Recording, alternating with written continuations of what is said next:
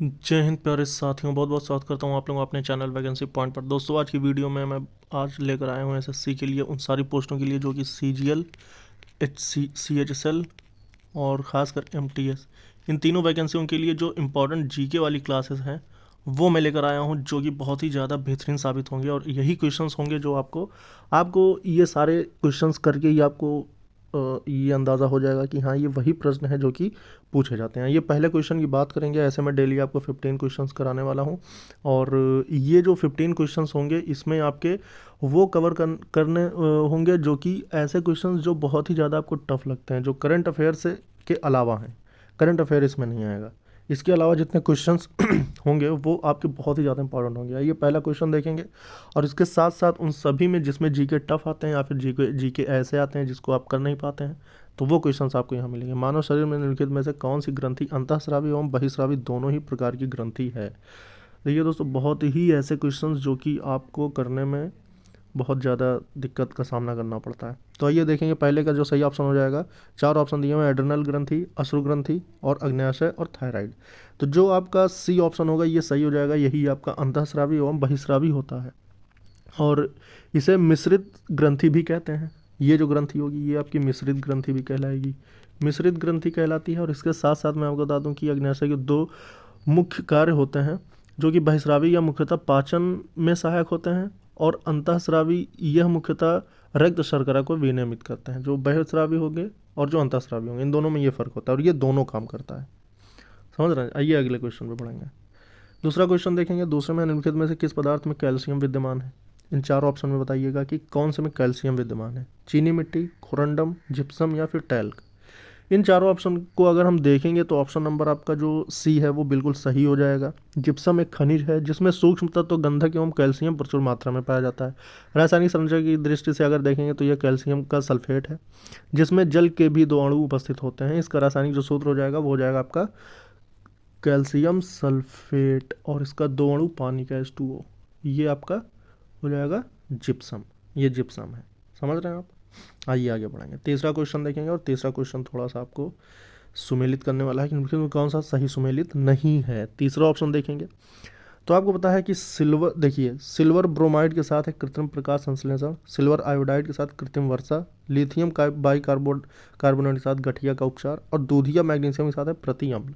इसमें से एक ऐसा है जो कि सही सुमेलित नहीं है, पदार्थ है, और ये उनके उपयोग दिए हुए हैं। ठीक है, तो इसमें जो हम तीसरे को देखेंगे तो तीसरे का जो ऑप्शन नंबर ए हो जाएगा, सिल्वर ब्रोमाइड का कृत्रिम प्रकाश संश्लेषण, ये सही नहीं है। जबकि सिल्वर ब्रोमाइड का उपयोग जो होता है फोटोग्राफी में किया जाता है, और ये एक अकार्बनिक, आप अगर बात करें तो ये एक अकार्बनिक नमक होगा। और इसका जो रासायनिक सूत्र होता है सिल्वर ब्रोमाइड का, आपको पता है कि Ag+1 होता है, और ब्रोमाइड जो होगा -1 होगा। तो इसका जो मिश्रण होगा तो वो हो जाएगा AgBr, सिल्वर ब्रोमाइड। ठीक है, आइए आगे बढ़ेंगे, चौथा देखेंगे। चौथे के क्वेश्चन में कह रहा है कि तुलसी के पौधे का औषधीय महत्व निम्नांकित की उपस्थिति के कारण होता है। तो तुलसी के पौधे का औषधीय महत्व क्यों होता है? इसके चार ऑप्शन दिए हुए हैं। तो चारों ऑप्शन देखेंगे, अकार्बनिक अम्ल के द्वारा होता है, कि कार्बनिक अम्ल के द्वारा, कि फिनॉल एवं फ्लेवोनाइड के द्वारा, या फिर उपरोक्त में से कोई नहीं। तो इसका जो सही ऑप्शन हो जाएगा फोर्थ का, वो हो जाएगा ऑप्शन नंबर सी, फिनॉल एवं फ्लेवोनाइड के द्वारा होता है। और आपको पता है कि तुलसी जो होता है वो ऑसीमम सैक्टम होता है, एक औषधीय पौधा है जिसमें महत्वपूर्ण फाइटो रसायन पाए जाते हैं, जो अपने प्रदाहनाशी तथा प्रतिऑक्सीकारक गुणों के कारण विभिन्न गंभीर रोगों से सुरक्षा प्रदान करते हैं। तुलसी के पत्ते के अर्क में फ्लेवोनाइड, सैपोनिन, ग्लाइकोसाइड, फिनॉल आदि उपस्थित होते हैं, जो इसके औषधीय गुणों में वृद्धि करते हैं। तो इसमें जो इसका जो औषधीय महत्व होता है वो इसके कारण, फिनॉल एवं फ्लेवोनाइड, और इसके साथ साथ अगर बात करें तो ग्लाइकोसाइड भी होता है, सैपोनिन भी होता है। तो इन सारी चीज़ों के कारण इसका औषधीय महत्व है तुलसी में, है ना। आइए पांचवें क्वेश्चन को देखेंगे। पांचवें क्वेश्चन में कह रहा है कि इकोसिस्टम के संबंध में निम्न में से क्या सत्य है? कभी कभी ऐसा पूछ लेता है क्या सत्य नहीं है। तो आइए देखेंगे, चार ऑप्शन है। प्राथमिक उपभोक्ता उत्पादक पर न्यूनतम रूप से आश्रित है, प्राथमिक उपभोक्ता उत्पादकों से संख्या में अधिक होते हैं, उत्पादक प्राथमिक उपभोक्ता से अधिक है, द्वितीयक उपभोक्ता अधिकतम होने के साथ साथ बहुत ही शक्तिशाली है। पांचवा क्वेश्चन देखें, पांचवें का जो सही हो जाएगा ऑप्शन नंबर सी हो जाएगा। उत्पादक जो होता है प्राथमिक उपभोक्ता से अधिक है, इकोसिस्टम के संबंध में, ये सी ऑप्शन सही है। पारिस्थितिक तंत्र में प्रत्येक पोषण स्तर से आगे बढ़ने पर ऊर्जा का ह्रास होता है, इसी कारण उत्पादकों की संख्या उपभोक्ताओं से अधिक होती है। पारिस्थितिकी तंत्र में शाकाहारियों की संख्या मांसाहारियों से अधिक होती है। तो आप इस चीज़ को समझ पा रहे होंगे, जो सही ऑप्शन था वो मैंने बता दिया।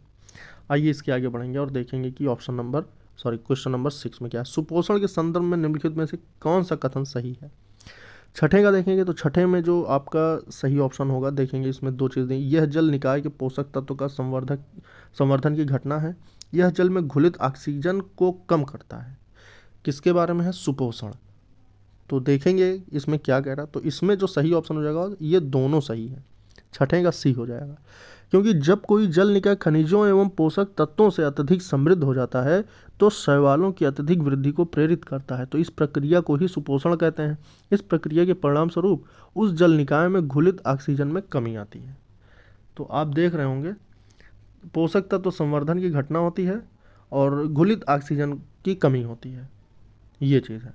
सातवां देखेंगे, सातवें में क्या कह रहा है, मानव गतिविधियों से परिवर्तित पर्यावरण कहलाता है। मानव गतिविधियों से परिवर्तित, तो सातवें का जो सही ऑप्शन हो जाएगा, चार ऑप्शन दिए हुए, नैसर्गिक पर्यावरण, एंथ्रोपोजेनिक पर्यावरण, शहरी पर्यावरण, और डी ऑप्शन दिया हुआ है आपका आधुनिक पर्यावरण। तो जो सातवां हो जाएगा, सातवें का सही ऑप्शन नंबर बी, एंथ्रोपोजेनिक पर्यावरण। सामान्य तौर पर अगर देखें तो प्रकृति पर मानवीय प्रभाव को एंथ्रोपोजेनिक कहा जाता है। स्पष्ट है कि मानव गतिविधियों से परिवर्तित पर्यावरण एंथ्रोपोजेनिक पर्यावरण कहलाएगा। ये इसका सही ऑप्शन हो जाएगा। तो आइए अब आगे बढ़ेंगे और देखेंगे कि जो अगला क्वेश्चंस हैं वो क्या कहते हैं और क्या है। अच्छा, ये क्वेश्चंस के लेवल जो है बहुत ज़्यादा हाई हैं। इसके हाई होने की वजह यही है क्योंकि ऐसे क्वेश्चन जब आपको मिलेंगे तो आप नहीं कर पाएंगे और इसमें आपके बहुत सारे कन्फ्यूज़न भी क्लियर हो रहे हैं अगर आप इसको बहुत ध्यान से पढ़ें तो। आठवां देखिए, निम्नलिखित में कथनों में से कौन सा सत्य नहीं है। इसमें तीन ऑप्शन सही होंगे, चौथा एक गलत होगा। देखिए, भूमध्य रेखा से ध्रुवों की ओर जाति विविधता में वृद्धि होती है। उष्ण कटिबंध शीतोष्ण क्षेत्रों की अपेक्षा अधिक जातियों को आश्रय देते हैं। फिर देखें, विशालतम जैव विविधता अमेजनी वर्षा वनों में पाई जाती है। जाति विविधता शीतोष्ण क्षेत्रों से ध्रुवों की ओर घटती जाती है। देखिए दोस्तों, आपको मैं बता दूं कि ये क्वेश्चंस का लेवल जो है वो बहुत टफ है, क्योंकि मैंने आपको पहले बता दिया कि 500 मॉक टेस्ट का निचोड़ है। निचोड़ का मतलब ये होता है कि वो क्वेश्चंस आपको जो कि ये क्वेश्चन में कई सारी इन्फॉर्मेशन प्रदान कर दें। जनरली अगर कोई आपसे पूछ लिया जाए कि उत्तर प्रदेश की राजधानी क्या है, तो आप तुरंत बता देंगे लखनऊ है। वो प्रश्न जो आप जानते हैं बेहतरीन, या फिर आपने कहीं ना कहीं से चीज़ें पढ़ रखी हैं तो वो तो आपको पता है, लेकिन जो क्वेश्चंस आप कहीं नहीं पढ़े हैं वो मैं आपको यहाँ कराने वाला हूँ। तो ज़्यादा से ज़्यादा चैनल को सब्सक्राइब कर लें। अगर आप एसएससी और साथ ही साथ आप किसी भी उच्च लेवल के पद की तैयारी कर रहे हैं तो आपको इस चैनल को ज़रूर सब्सक्राइब करना चाहिए और मैं डेली ऐसे क्वेश्चंस लेकर आऊँगा। अच्छा, इसकी टाइमिंग है 7 बजे सुबह की। हो सकता है आज थोड़ा लेट हो जाए क्योंकि थोड़ा सा लेट हो रहा है, तो थोड़ा सा लेट हो सकता है, लेकिन ये डेली सुबह 7 बजे की क्लास है, आप लोग डेली अटेंड करें। तो आइए देखेंगे, आठवें का जो सही ऑप्शन होगा ऑप्शन नंबर ए हो जाएगा। ऑप्शन नंबर ए, भूमध्य रेखा से ध्रुवों की ओर जाति विविधता में वृद्धि होती है। सामान्यतः भूमध्य रेखा से ध्रुवों की ओर जाने पर जाति विविधता घटती जाती है। अब इसके बाद देखेंगे कि दक्षिणी अमेरिका के अमेजन उष्णकटिबंधीय वर्षावनों की जैव विविधता पृथ्वी पर सबसे अधिक है। अब इसके आगे बढ़ेंगे और देखेंगे 9वां क्वेश्चन क्या कह रहा है कि निम्नलिखित में से कौन सा वायु प्रदूषण के जैविक सूचक का प्रसिद्ध उदाहरण है।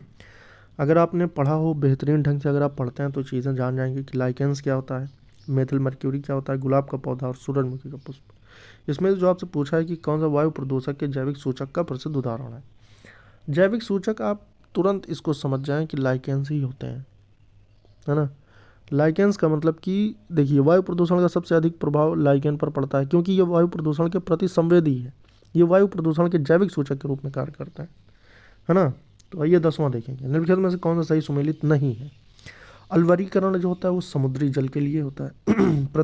प्रतिलोम प्रसारण जो होता है वो पेयजल के, विकृतीकरण प्रोटीन, और पास्तुरीकरण या पास्चुरीकरण जिसको कहते हैं वो चाय। इसमें से एक सही सुमेलित नहीं है और बाकी 3 सही सुमेलित हैं। तो जो इसका डी वाला ऑप्शन हो जाएगा, पास्चुरीकरण जो होता है, पास्चुरीकरण ही होता है। इसमें पास्तुरीकरण लिख दिया। तो ये जो होता है ना, एक ऐसी प्रक्रिया है जिससे दूध का निर्जलीकरण होता है, रोगजनक सूक्ष्म जीवों को नष्ट करना, जिसको निर्जलीकरण जो होता है, निर्जलीकरण, इससे क्या होता है निर्जलीकरण से, इसमें होता है जो रोगजनक सूक्ष्म जीव होते हैं उनको नष्ट किया जाता है, करके उसकी भंडारण क्षमता में सुधार किया जाता है। इस प्रक्रिया की खोज जो किया था फ्रांसीसी वैज्ञानिक लुई पास्चर ने किया था। तो आप समझ गए होंगे कि 10वीं का जो सही ऑप्शन हो जाएगा वो दूध होना चाहिए था, और वो भी दूध से रोगजनक कीटाणुओं को नष्ट करने के लिए, है ना, जबकि यहाँ पर चाय दिया हुआ है। तो ये आपका सही सुमेलित नहीं था। आइए आगे बढ़ेंगे। 11वें क्वेश्चन को देखेंगे, निम्नलिखित में से कौन सा एक शकनाशक उदाहरण है। खास कर ये आपका साइंस से संबंधित सवाल हो गए हैं सारे, लेकिन बहुत ही इंपॉर्टेंट क्वेश्चंस हुए हैं। तो ये भी आपके एग्ज़ाम में ऐसे थे जो कि आप करने से बिल्कुल वो थे। निम्नलिखित में कौन सा एक शकनाशक का उदाहरण है। देखिए, सोडियम क्लोराइड दिया हुआ है, पोटेशियम परमैंगनेट दिया हुआ है, ब्लीचिंग पाउडर दिया हुआ है, उपरोक्त में से कोई नहीं। इसका जो 11 का सही ऑप्शन हो जाएगा वो ऑप्शन नंबर हो जाएगा ए, सोडियम क्लोराइड। शाकनाशी ऐसे रसायन होते हैं जिनका प्रयोग कृषि क्षेत्र में अवांछित खरपतवारों को नष्ट करने के लिए किया जाता है। इनका प्रमुख उदाहरण है, मतलब कि जो खेतों में जो कृषि कार्य के लिए जो उपयोग किया जाता है, तो ये जो होता है सोडियम क्लोराइड होता है। इसका फॉर्मूला जो हो जाएगा आपका NaClO3, सोडियम क्लोराइड, है ना। आइए आगे बढ़ेंगे। 12वां क्वेश्चन देखेंगे। गैस जो धान के खेत से उत्सर्जित होती है तथा भूमि के तापमान में वृद्धि करती है वो है। 12वें का देखेंगे तो ऑप्शन नंबर इसका डी हो जाएगा, मीथेन। धान के खेत, कोयले की खदानें एवं घरेलू पशु वातावरण में मीथेन उत्सर्जन के स्रोत हैं। उल्लेखनीय है कि मीथेन पृथ्वी के वायुमंडल में पाई जाने वाली एक ग्रीन हाउस गैस है। तो वायुमंडल में सिर्फ एक ऐसी गैस जो कि ग्रीन हाउस गैस है ये पाई जाती है, और इसका आपने देख लिया कि 13वां देखेंगे। अंतर्राष्ट्रीय और संगठन, ISA अंतर्राष्ट्रीय संगठन का सचिवालय वर्तमान में किस स्थान पर स्थित है। अब ये आपका एक जीके क्वेश्चन आ गया जो कि विविध का है। तो ये आपका जो अंतर्राष्ट्रीय और संगठन है, इसका जो मुख्यालय है, सचिवालय वर्तमान में है, वो है आपका गुरुग्राम में। ठीक है, ऑप्शन नंबर सी सही हो जाएगा। आइए आगे बढ़ेंगे। 14 देखेंगे। 100% सौर ऊर्जा पर चलने वाला भारतवर्ष का पहला केंद्र शासित प्रदेश है। 100% मतलब 100% जो सोलर सिस्टम पर चलने, सोलर एनर्जी पर चलने वाला भारतवर्ष का एक ऐसा केंद्र शासित प्रदेश कौन सा है। तो 14 का ऑप्शन नंबर बिल्कुल सही हो जाएगा, वो हो जाएगा सी, दीव। दीव के बारे में अगर हम देखें तो वर्ष 2018 में दीव पूर्णतः सौर ऊर्जा पर चलने वाला भारत का पहला केंद्र शासित प्रदेश बन गया है। दीव में 50 एकड़ से भी अधिक भूमि पर सौर ऊर्जा संयंत्रों की स्थापना की गई थी। तो ये आज आपके महत्वपूर्ण 14 प्रश्न हो गए, जबकि लगभग आपके 15 क्वेश्चन होने थे। तो एक क्वेश्चन मैं आपको होमवर्क के लिए दे रहा हूँ। आपको बताना होगा कि चंद्रयान 2 अंतरिक्ष यान को प्रेक्षित करने के लिए इसरो द्वारा किस जियो संक्रोनस उपग्रह प्रक्षेपण यान का प्रयोग किया गया था। ऑप्शन आपको नहीं मिलेंगे, आपको ऐसे ही बताने होंगे। अगर आपको आता है तो कमेंट बॉक्स में ज़रूर बताएं, कल मैं आपको इसका आंसर बता दूंगा अगली वीडियो में। दोस्तों, इस वीडियो में इतना ही। एसएससी के लिए अगर आप बेहतरीन तैयारी करना चाहते हैं, या फिर किसी भी स्टेट लेवल के एग्ज़ाम के लिए, या फिर कोई भी बेहतरीन ढंग से अगर आप तैयार होना चाहते हैं, तो आपको ये क्लासेस देखनी चाहिए। इसमें आपके वो जीके जीएस के क्वेश्चन करने होंगे जो कि आपको सिलेक्शन दिला देंगे। इस वीडियो में इतना ही दोस्तों। जय हिंद, जय भारत।